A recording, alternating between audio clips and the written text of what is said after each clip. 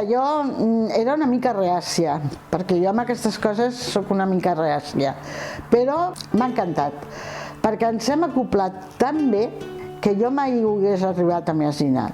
¿Tú sabes la luz que me ha dado a mí, Conchi? Tal día nos vemos ahí a tal hora y ahí estamos.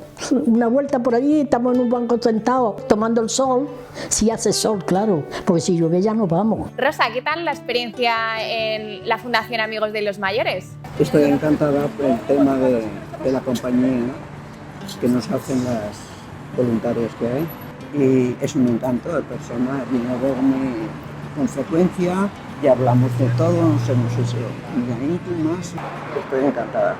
Ve i un dia pues, anem a comprar, sortim a passejar, o prenem un cafè, o prenem una Coca-Cola, xerrem una estona en una terrassa, molt bé, molt bé.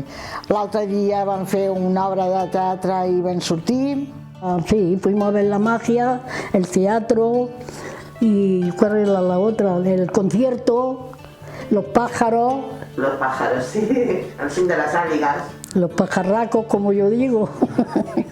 Me siento acompañadísima y Genial. Estoy animadísima y ¿sabe lo que pasa? Que mi autoestima pues la tengo alta porque mis voluntarias, la actual, la que tengo y las antiguas, pues no quieren nada más que les mande mis relatos que hago, que escribo, o sea que Claro. te puedo decir que mi vida siendo mayor está siendo muy satisfactoria porque Qué bueno.